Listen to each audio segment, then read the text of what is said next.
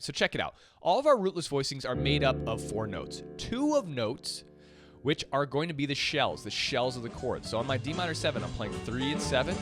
If this is the first time you're watching a podcast lesson video from Jazz Piano School, then you are in luck. Because in this episode, I did something completely different.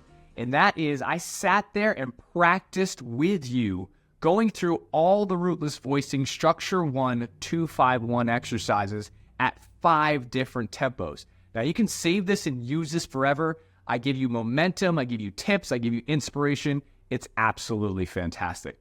My name is Brendan Lowe, creator and founder of Jazz Piano School. Don't forget to go to the website to check out all of the other amazing education we have available there. And if you're looking for some more help in your journey, we do have a membership, courses, and even live teaching programs available there as well. With that being said, let's dive in and do some practicing. All right, so before I get started, I'm just going to do a little bit of review. So we're going to be doing our structure 1 rootless voicings. They sound like this. We're going to be going through the circle of fourths at different tempos, but I want to just review the harmonies for you real quick. Here's my D minor 7 root position chord. Okay, so this is 1, 3, 5, 7. I'm going to take 3, 5, 7, 9. This is my rootless voicing minor 7, structure 1. So for every minor 7th chord that I play, I'm going to use the same numeric structure, 3, 5, 7, 9, of the particular minor 7 chord that we're playing.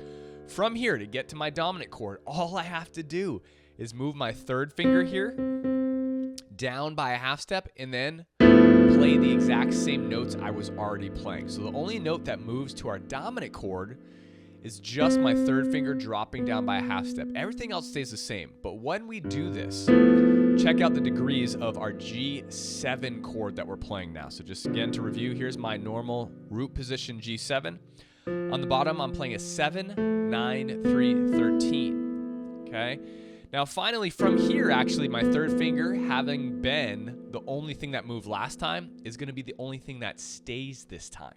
So now my 3rd finger is going to stay on that B natural. Everything else is going to move to another 3, 5, 7, 9 structure. So we start with 3, 5, 7, 9. Then my 3rd finger, 3rd finger on the 7th of the chord moves down by a half step. Okay.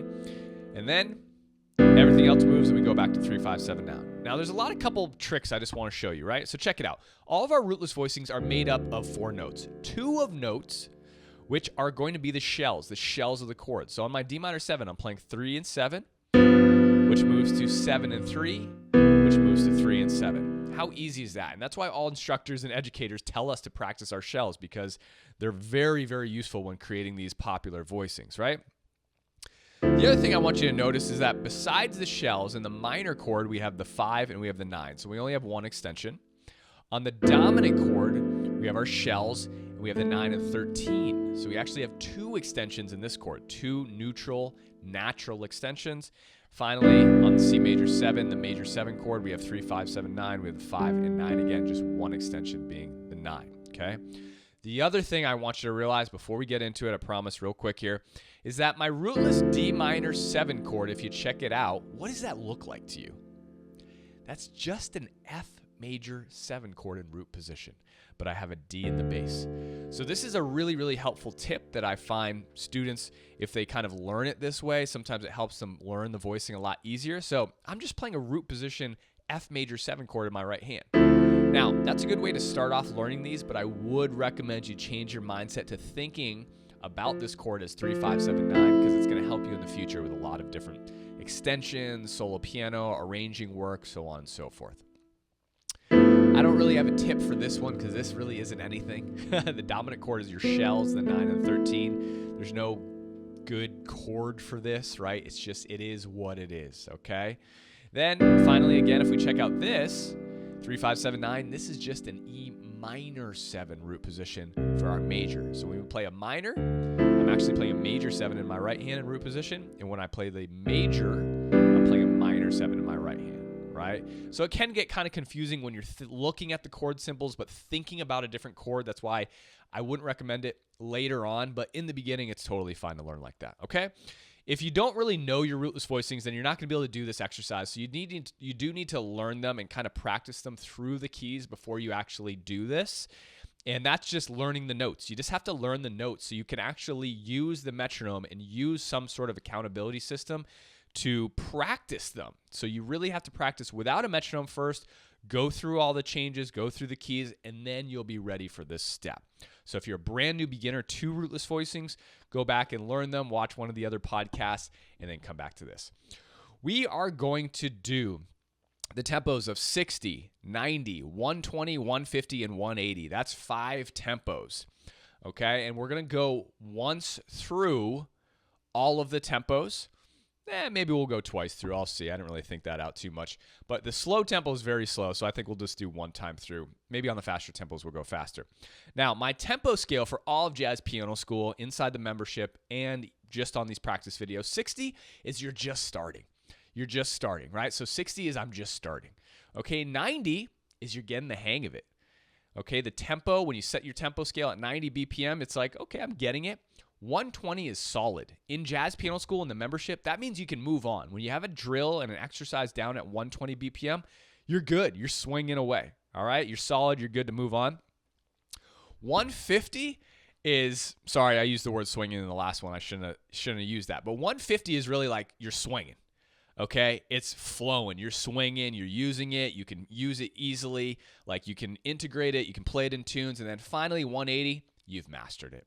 180 is truly mastery at that tempo for these different types of exercises. You're good. If you leave the exercise for like 3 months and you come back to it, you will have not forgotten it. It'll be perfect.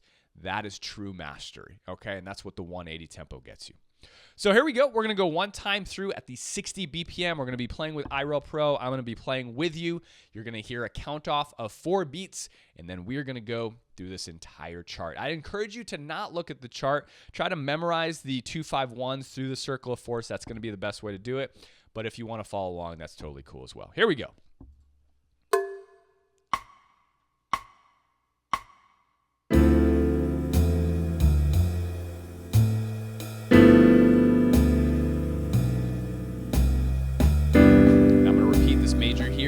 Just to make it an even 4-bar phrase. Now we're moving to G minor, the key of F.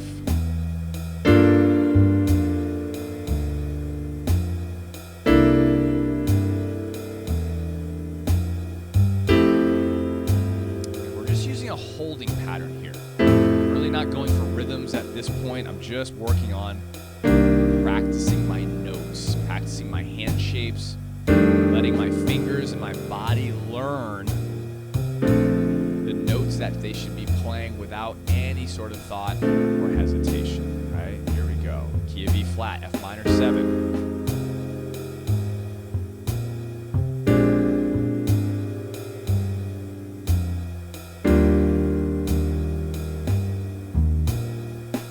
Okay, key of A flat, E flat minor 7. Now I am using my left hand to play some bass notes. If you want to do that, you can. If you want to just play your right hand and practice your right hand, that's totally cool as well. Either or works. Key of D flat. We're getting there. We're getting there.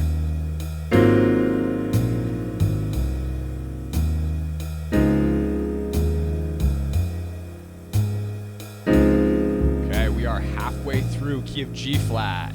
A flat minor 7.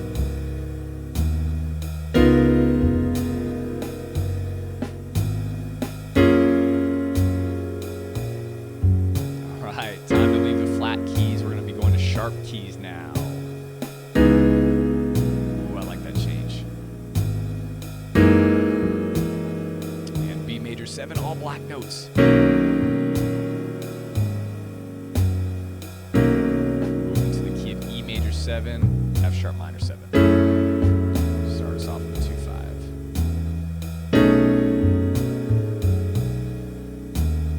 2-5. Great job, everyone. You're doing fantastic. We got 3 more keys left, and we are done. B minor 7.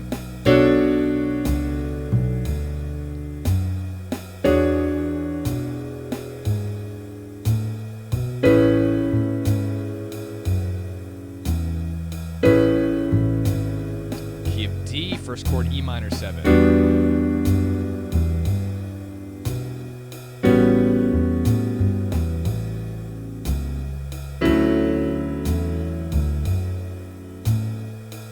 And last key of G major with the A minor 7 first.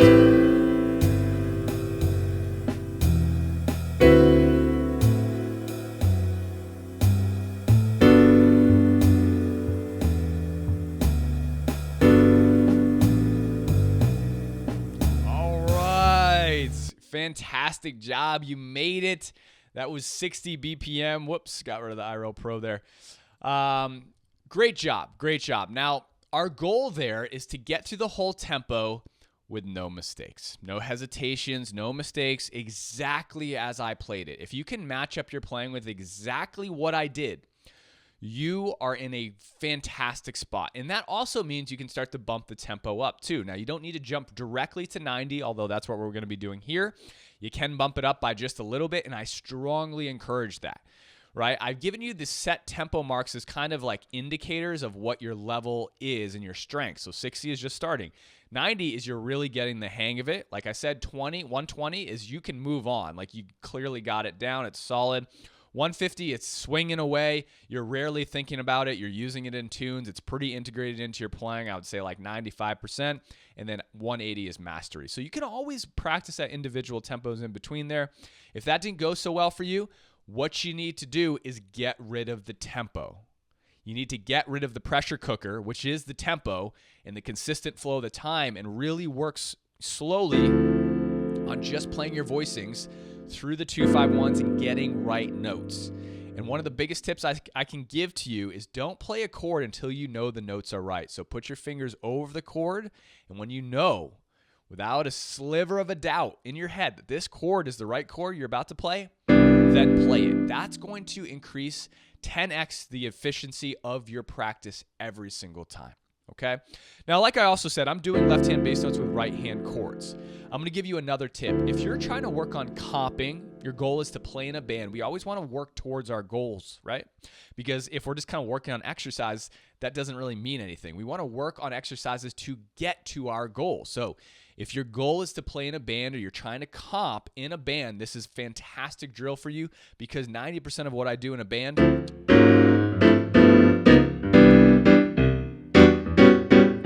that's all rootless voicings. That's really all you need. Okay, obviously there's some flourishes and things like that we can learn on top of that, but the majority of what you need to do is that. If you're playing solo piano, you like solo piano jazz, especially cocktail jazz, ballads, slow swing, medium swing, fast. This is what I use to comp for myself in between the space of the melody. So, Just Friends. For the tune Just Friends, for example, when I play the melody and it's just holding there, I'm going to jump down. Guess what I'm going to use? Rootless voicings the majority of the time. So that's why these are so important for comping. If your goal is to comp and play in a band, if your goal is to learn solo piano, any sort of style. Now, if your goal is improv, I don't use my right hand rootless voicings the majority of the time. Do you know why? Because my right hand is improvising. My left hand needs to be the one to practice these voicings. So if you're really working on your improv and your goal is to get better at improv, do this exercise with your left hand, not your right hand in bass notes, okay? So I'm going to bump up the tempo now to 90 BPM. We are going to go to getting the hang of it, the getting the hang of it tempo, all right? So let's go through it again. If you're at this level, try it out. Go for it. Try to make no mistakes. Try and match me perfectly. Here we go.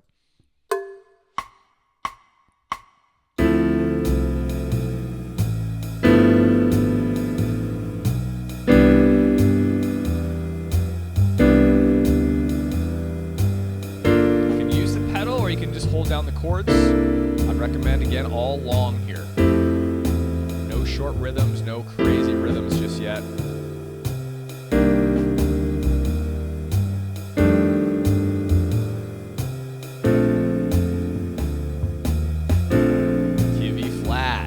Minor 7.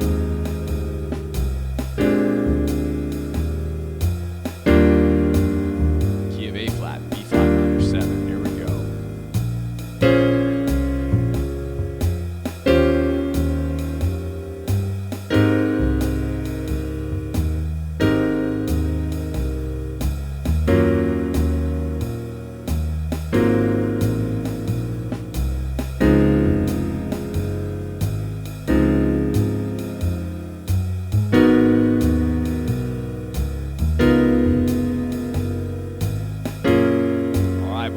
flat keys. It's some nice sharp key signatures. Here we go.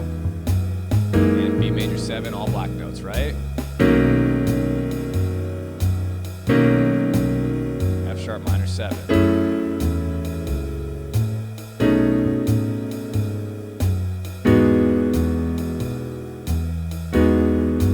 Key of A, 3 keys left.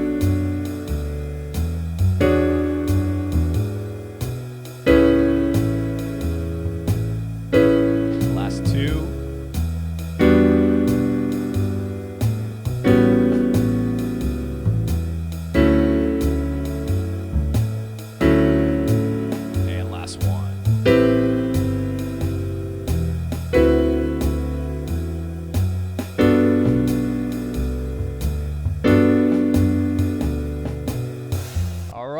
Fantastic job. How'd you feel on that? Take a little bit of a break and assessment to see how it went, right? Were you making mistakes? Were you not?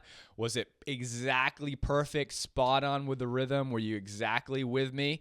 Now, if your rhythm needs work, that's okay. I still probably wouldn't push up the tempo. If your notes need work, though, you definitely want to slow down the tempo. If your rhythm needs a little bit work, you could slow down the tempo, but if you're hitting the right notes, that's a good indicator that you can kind of stay where you're at and just really try to lock in with the groove and what I'm playing. If you're making mistakes, though, that's definitely an indicator you want to slow the tempo down, maybe go back to 80, maybe drop down to 70. You essentially want to drop down to as low as you need to make it absolutely perfect. We're shooting for perfection because, again, this is all about teaching our hands and our bodies the notes.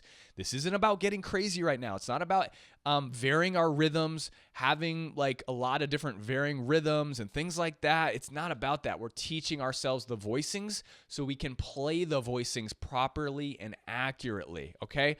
That's the first step, and I see so many students just overlook this. They think they have it down, but they totally do not, okay?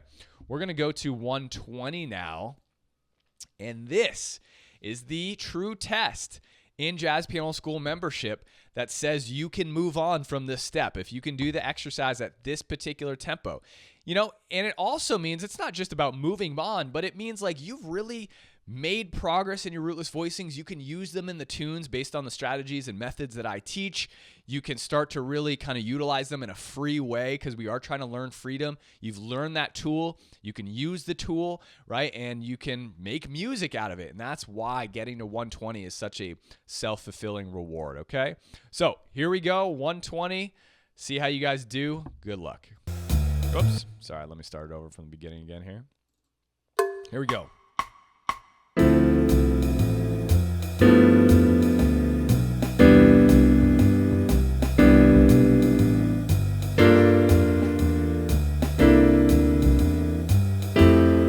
Lift your hand a little bit early to get to the chord if you want. Right, so I'm kind of lifting right here to get to the new key especially. Right, I'm gonna lift, play. Right, my third finger moves here.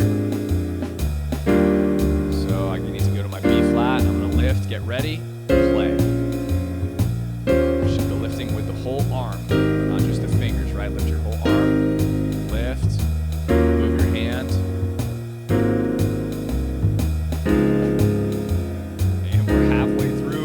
It's flying by at 120. Here come our sharp keys.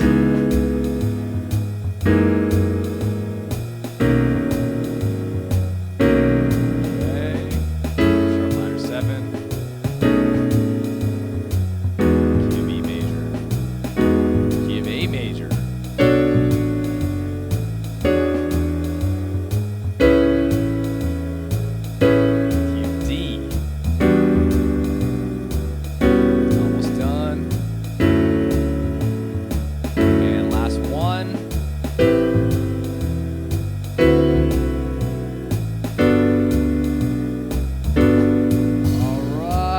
So, how many of you successfully completed the assessment?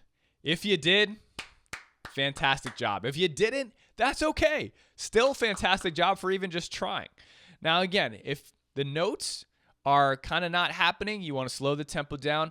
And I can't say this enough, but please don't cheat yourself. You're not cheating me. You're not hurting me, right? If you can't do this and you didn't do it and you try to move on, trust me, when you start to layer on more advanced topics, everything, you don't have a solid foundation, right? So you want to take the time to really master these and get to this particular tempo mark, the 120 BPM, before you start to move on, right? So this is structure 1. We're just working on structure 1. Don't try to work on other structures. Just work on one thing at a time, right? If you're trying to chase 2 rabbits, guess what? You're not going to catch either of them, okay? You got to chase one rabbit. Just go after one thing at a time. Get it to 120, and then boom, feel accomplished, get the badge, move on to your next structure, okay? So let's see how many people can go to 150. And this is killing. This is the killing level, meaning you're sounding killing. And again, you're going to have to kind of move pretty fast, move from your wrists, your arms. Try not to just jump, with your wrists or your hands, I should say. Just a nice floating. Keep your hands up, okay? And we're going to go through 150 one time. Here we go.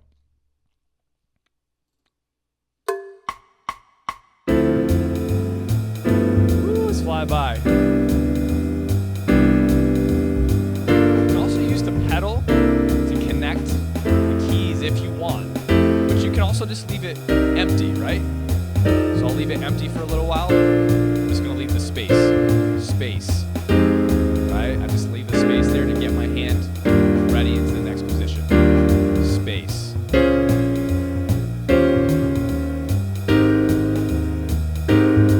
Space. I'll use pedal now. So I'm going to pedal this. Pedal. That allows me to smooth out the connection if I want to. All right, sharp keys.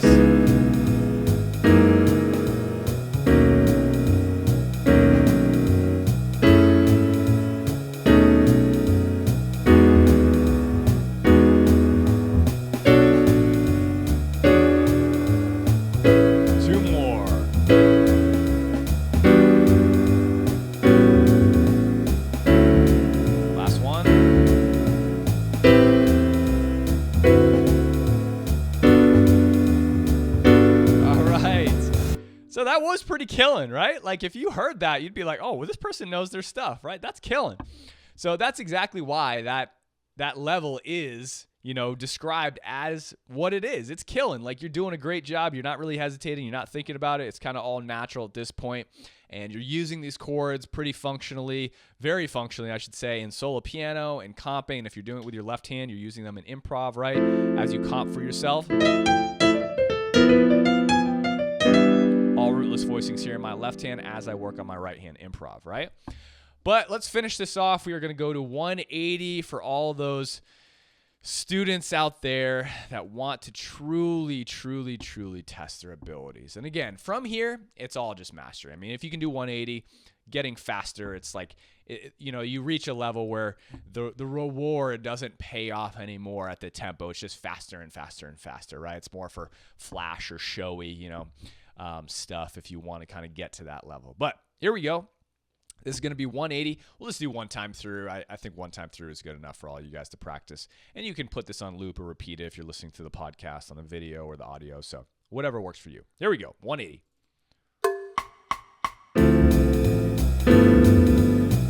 Ooh, this is flying. Love it.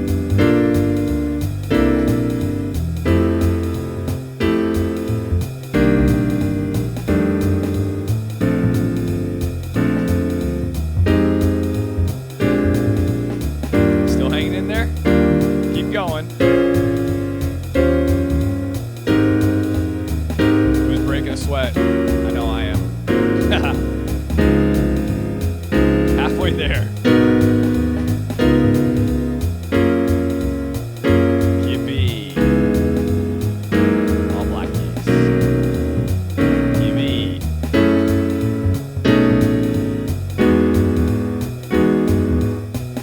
Hey, 3 more.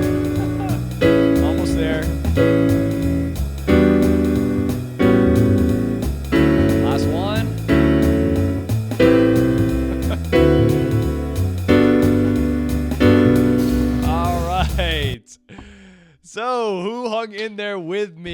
making mistakes? Was it perfect? Was it not? That's okay. Don't worry about it. Again, to get great at jazz piano, you don't need to master these things, which I think is a really, really a great point that I really want to emphasize. Like, if you can get these up to 120, shoot for that.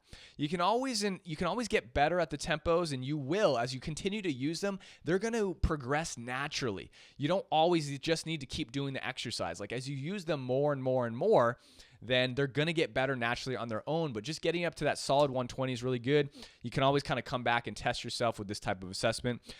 There's thousands of ways to do and make this exercise more fun. If you're kind of bored with this, you can do rhythms, right? If you're trying to work on your rhythms, I would pick one rhythm consistent, go all the way through. Even if that's too hard, just do a short rhythm. 1, 2, 3, 4, 1, 2, 3, 4, 1, 2. This will make it a little bit, varying with a variety that's going to help kind of increase the engagement and fun level, right? And I'm going to be doing kind of like a production of these videos on the podcast. I'm going to show you a bunch of different things. So this is just structure 1, right? We're going to do structure 2, and then we're going to isolate the changes. Okay, by that, what I mean is what we're practicing today is all 2-5-1s, But in jazz standards and tunes, we're preparing ourselves right now for game time, right? This is the practice.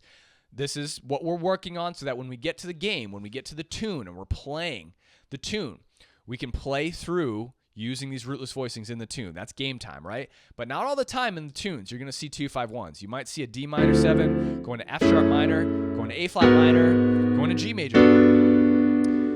Because they're out of the 2-5-1s, this is going to throw a huge wrench in your gears if you don't practice the isolation of the qualities of the chords, which we'll be doing in a couple episodes where we're just going to go through all the minor 7s.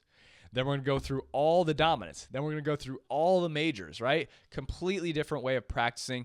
And if you can get your rootless voicings up to a point where they're isolated by quality, you truly have them underneath your hands and underneath your belt, okay? Hope you guys enjoyed this. This will stay on the podcast, obviously, for the rest of life and eternity, so you can consistently use this to practice with. If you do want to go deeper, obviously, get more practice workouts, exercises, notation, help from me, my staff, the community. There's a membership inside Jazz Piano School as well, along with many courses and live teaching programs from myself and my other staff. So hope you guys enjoyed that. I'll talk to you soon, and happy practicing. Well, if you enjoyed that video lesson, definitely go ahead and subscribe to the Jazz Piano School YouTube channel because we release a new lesson video just like the one you saw every single week. And we have other content educational series called Tips, Tricks, and Transcriptions that we release every single week as well.